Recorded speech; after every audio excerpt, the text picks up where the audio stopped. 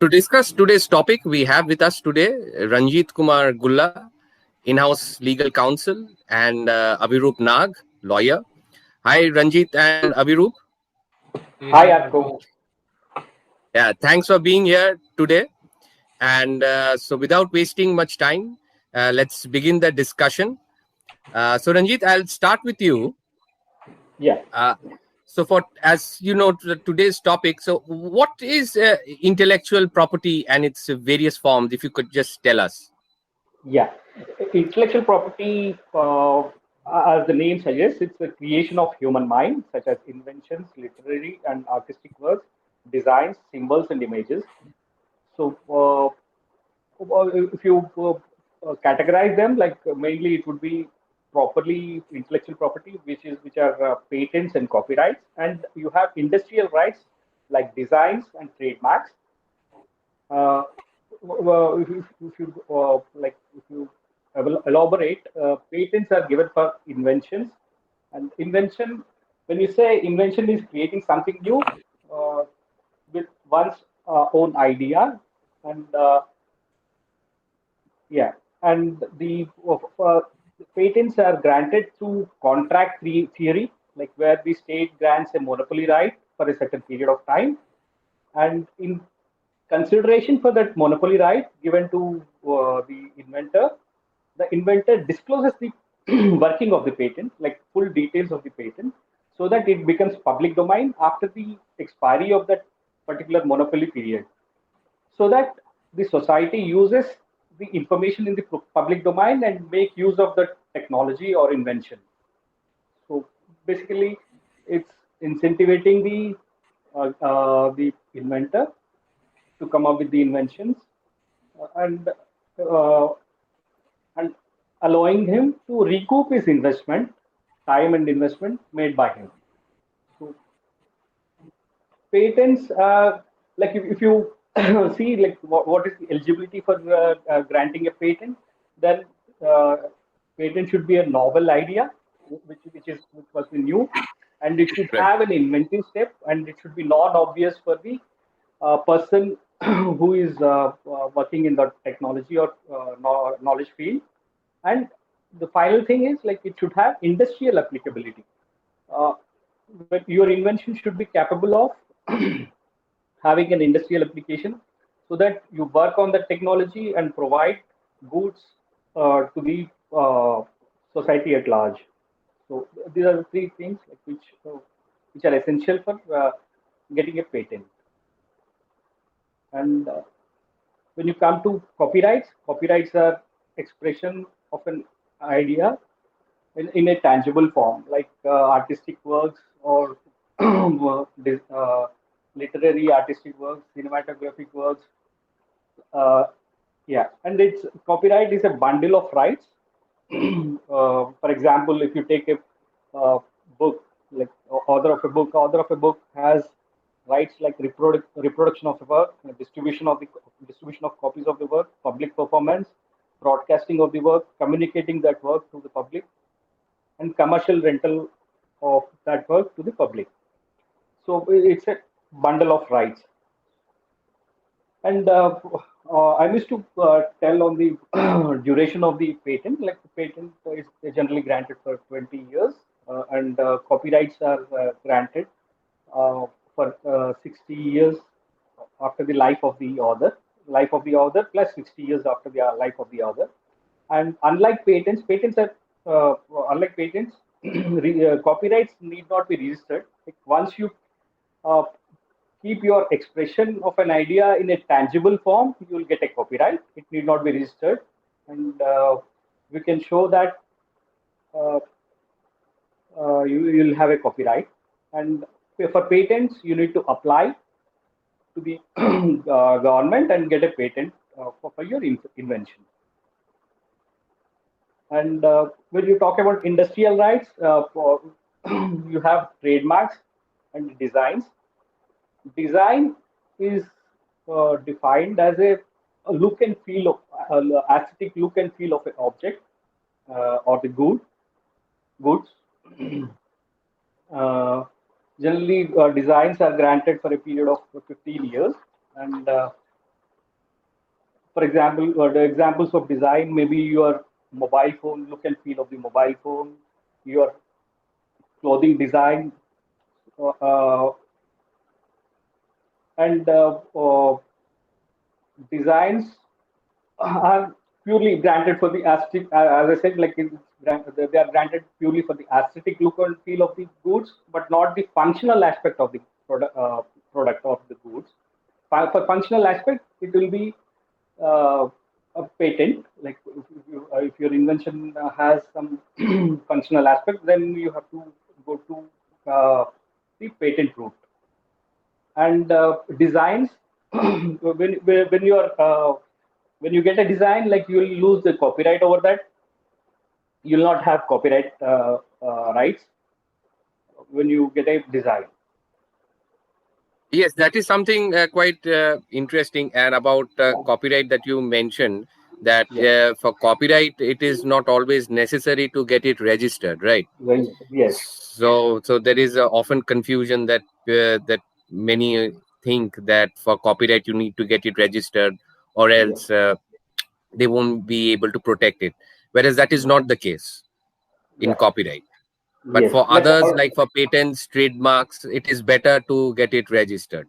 Yeah, the patents and the trademarks, they're state granted rights, and copyrights are like you have that right when you put your expression in a tangible form. Like you need to having an expression of an idea in your mind is not copyrightable, but it should be put down into a tangible form, whether it can be digital form or physical paper or whatever. Right, right. Thank you, Ranjit. Now coming to Aviroop, uh, Aviroop, how do you think IP rights awareness is important for fostering original and creative thinking amongst the youth, actually?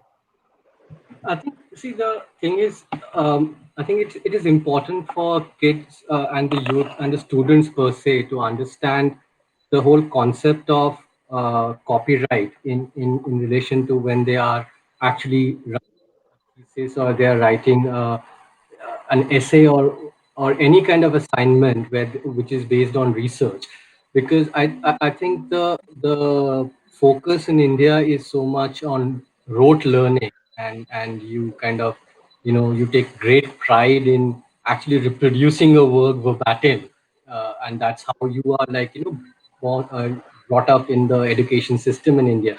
So when you actually go into the higher education sphere, and especially if as you all recall, that when we went to do our masters in a foreign university, the whole concept of citing your work, your sources, and uh, is something which is very new when you, and that is something which comes up when you are in your college or in your university, right? So I think, Absolutely. but if you kind of inculcate the idea that, like, look, you are building your ideas or work based upon someone else's ideas and work, and you need to give credit, and you can't just copy paste it.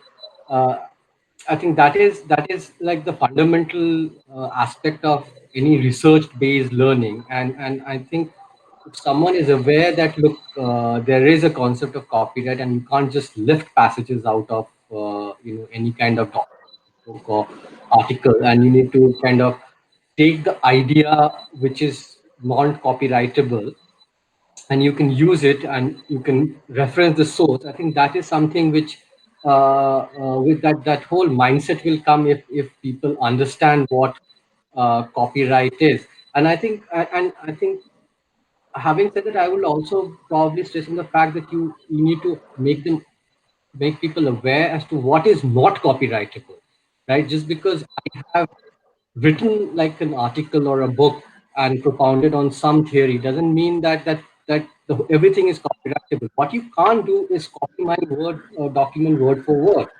But if there are certain central ideas or thesis or elements in that book which I've expounded, that is something you can adopt, build your own ideas around it, right? So that Right. distinction, I think, if it is kind of made at a stage, like especially in probably in higher secondary school, right before the kids actually transition into college, where Exactly. the research-based learning is more important. I think that would really help them in understanding why plagiarism is bad, and for a lot of Indians, including people that are fairly advanced with advanced educational background, for them, plagiarism is like a very minor thing. But like when you look at it from in the perspective from foreign universities perspective, that's a major uh, issue to sensitize people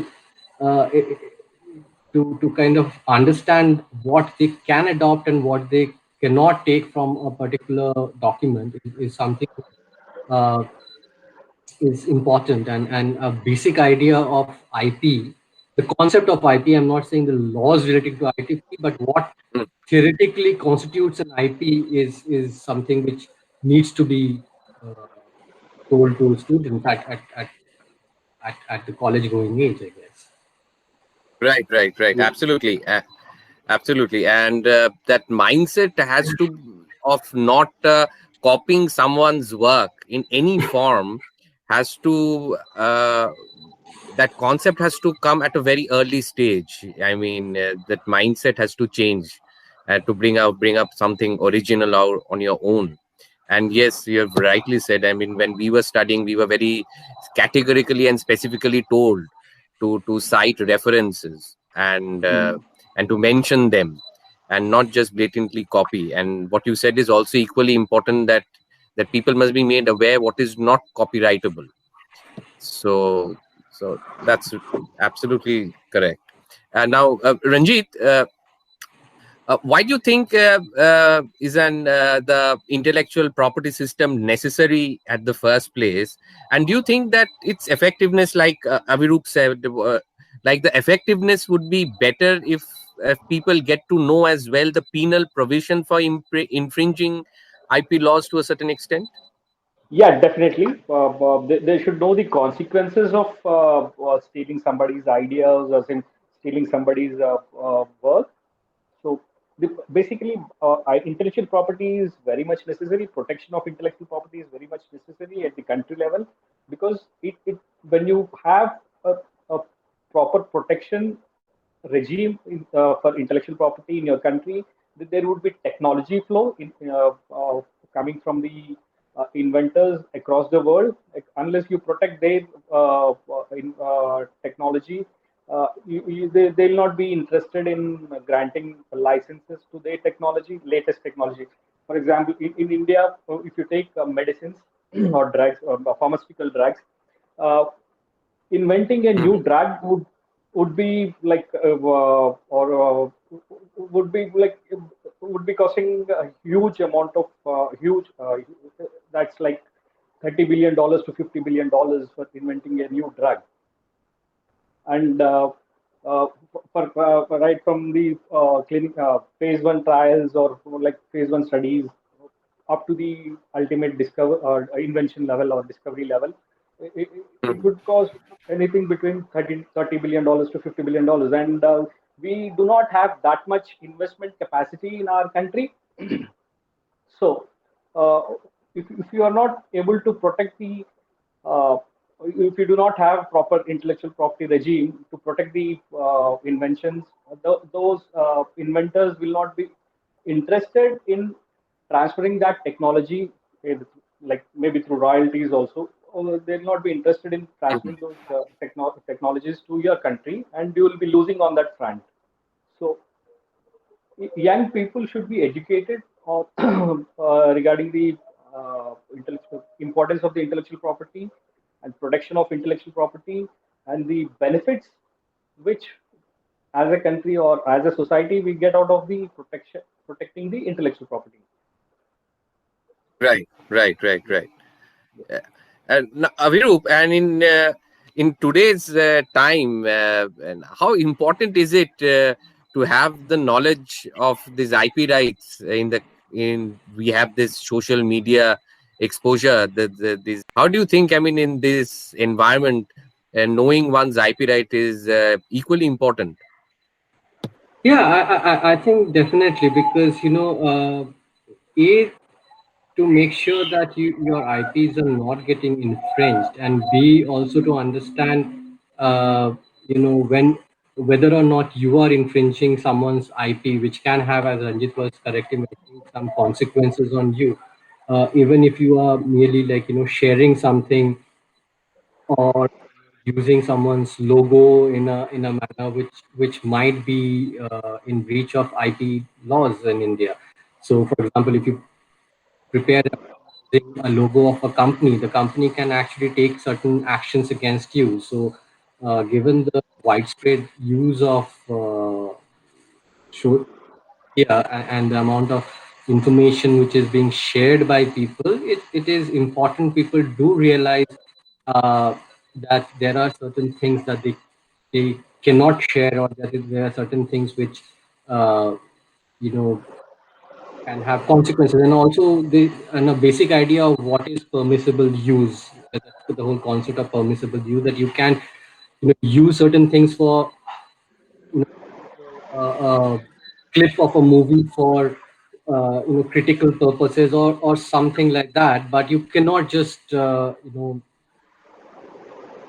put a whole movie on, say for example, in YouTube, because like there are issues around it, and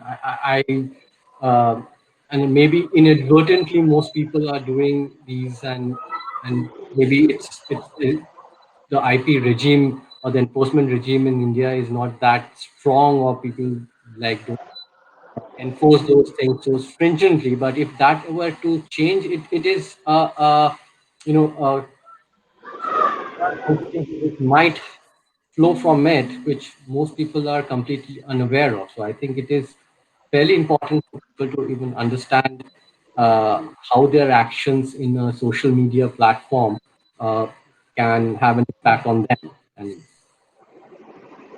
Right. I mean, we often come across, I mean, various these marketplaces in Facebook, and where we see that people blatantly copying others, I mean, work and selling it off as their own. Some do it inadvertently, some do it advertently. So yes, exactly as you said. I mean, in that basis, to a certain extent, the IP laws are not enforced pretty stringently over here. So people take advantage of it, and maybe there is lack of awareness as well. Now, Ranjit, now what is your view on this correlation and this coexistence of artificial intelligence and IP rights? So what is your take on that? Yeah, currently the position is AI cannot be the sole inventor for any of any idea or goods or service. So there should be some human element attached to it, like, because even for the AI to work, like the humans would be writing the algorithms, and basing on that only the AI will be maybe capable of inventing something. But as of now, the current position is AI cannot be a sole inventor, and thus it needs to like include a human inventor who contributes to the inventive leap under that artificial intelligence Right. invention. So currently, even the patenting of software itself is in a nascent stage in India, unlike US. But in US, patenting a software is or algorithm or connected software is very much easy, because like they have this they have parameters of seeing whether the software falls into any judicial exceptions, like and exceptions are like not non-patentable subject matter. Like if it is not falling under the non-patentable subject matter, and if it has a inventive step, maybe like proving in inventive step, it may not be a great inventive step, or like there is no parameter for inventive step. But they say if it is not falling under the non-patentable subject matter, and if it has a inventive step, then the software is easily patentable in US. But in India, it is not the case, and still the software per se is only copyrightable and not patentable. And in India, one has to get a patent for software, that software should be connected with some hardware, and that hardware should be used in an industrial application. So that's going strictly by the patentability subject matter definition, and that is the current position in India for patenting a software. And the AI, like with the current Internet of Things coming up, Hmm. where like physical objects containing sensors and Wi-Fi capability are connected to internet, and it has so many functions in automating the industry, automation of homes, or like in medical fields, or also medical and healthcare fields also, they are using the AI. But there is a long way to go for patenting the AI as such. Right, right, right. Thanks, Ranjit. And Aviroop, now coming back to you again. Um, we all know there's this new national education policy which the government has come out with, and going by the policy, it stresses on critical analysis and conceptual clarity. So, do you think that if there is a more awareness about IP education and IP rights that would foster those elements in the of the policy? Actually, I think it is more, kind of, I would say it may have an impact, and it is definitely, as I said, something which needs to be kind of highlighted, and people need to talk as to what is the whole concept of intellectual property, not just from a purely legal technical point of view, but also from a broader philosophical point of view as to what belongs to the author and what you can take away from that and what you can use and what you can't use.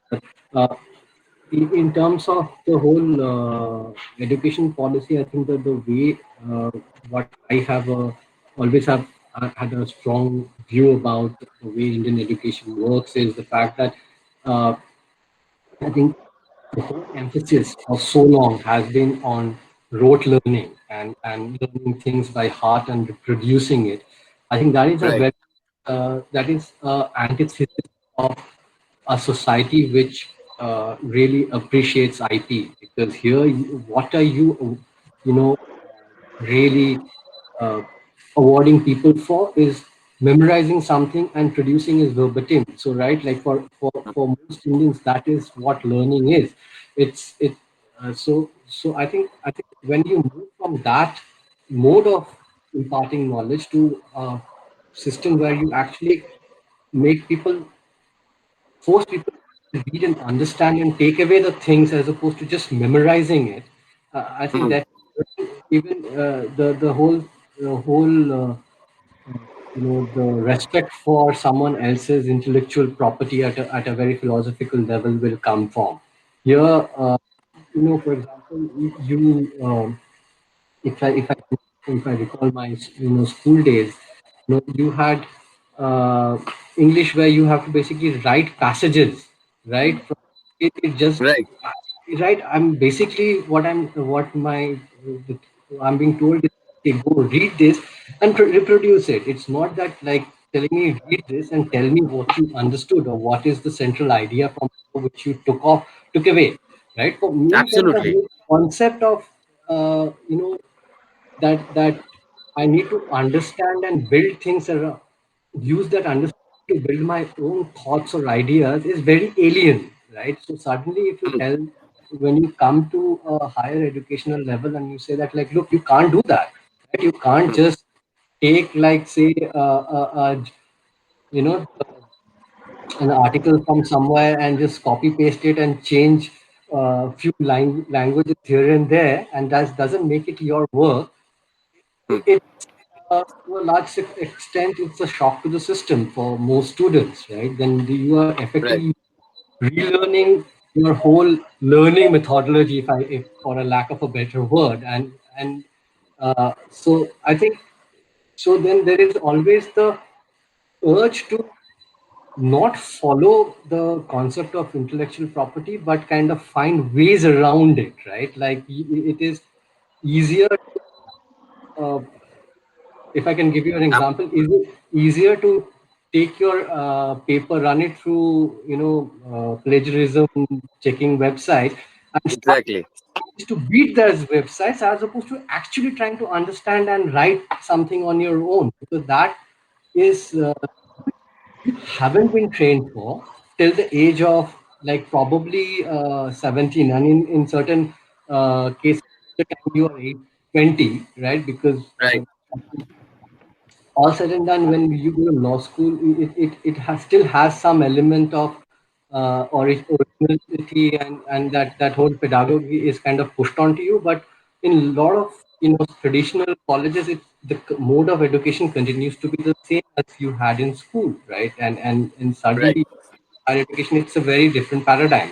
So I think to the extent of policy can move the manner in which education is imparted from rote learning to like understanding and then building your ideas, and that I think is not going to be a policy prescription. It needs to you need to heavily invest in training your teachers at a primary and secondary and a higher secondary level, right? Like the teachers also would have to appreciate like a kid who reads, I don't know, like a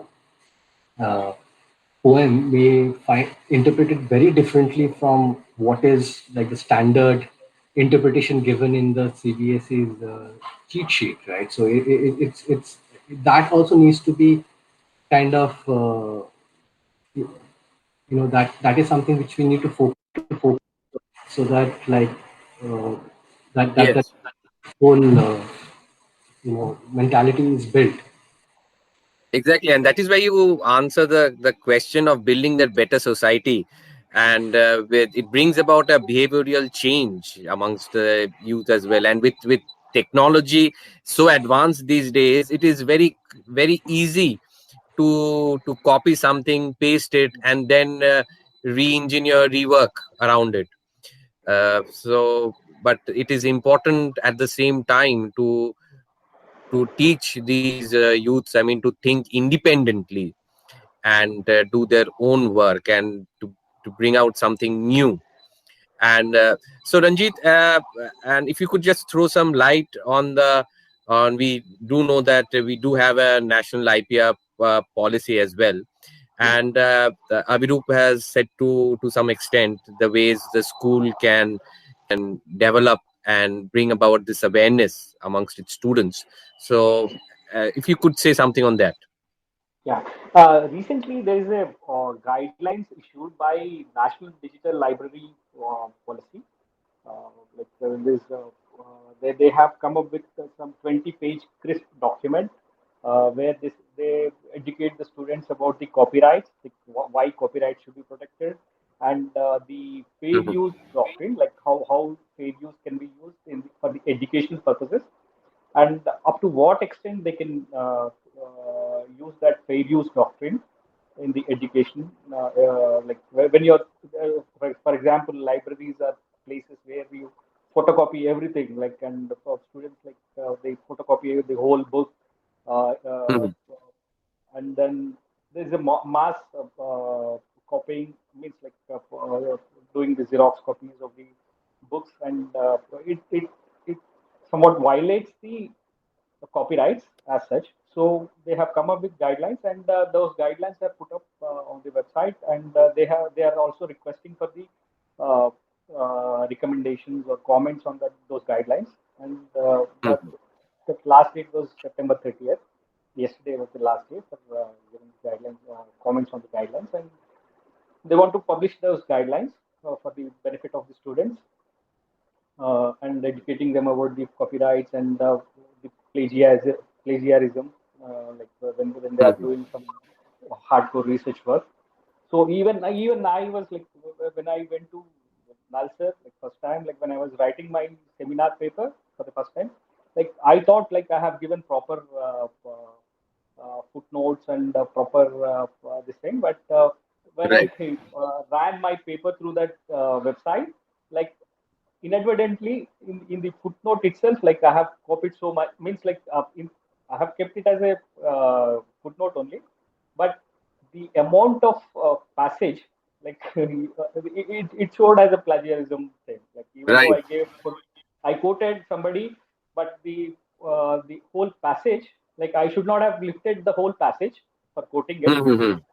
So even I was not aware. Like I started studying IPR then for my master's course in Lalsar, and I was not aware of that. So when we came Exactly. to know that, yeah, we were doing it properly then. Yeah.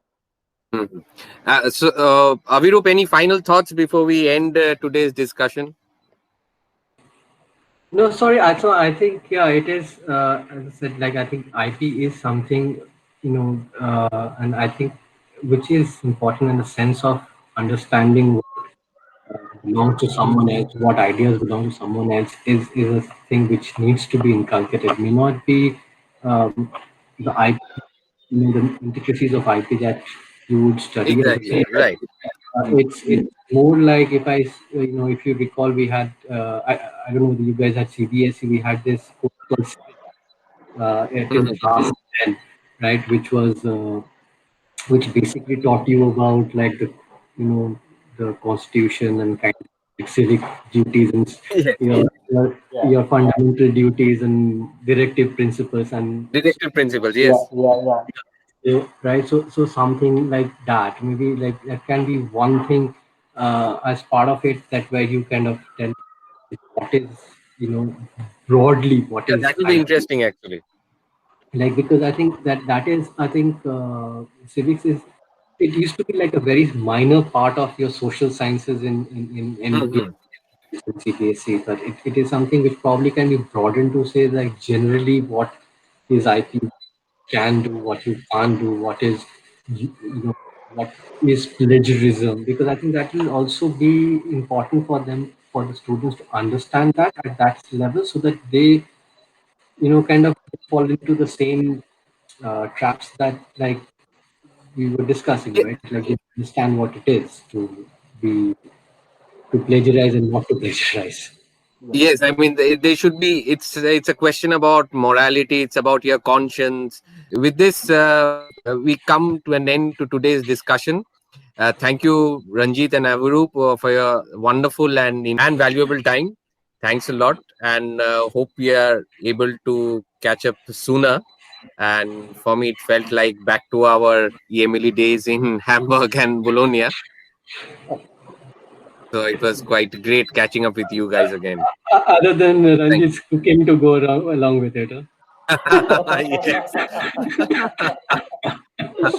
We're happy to be part of this, and thanks for having me. Thank you, Arko. Thank you for considering this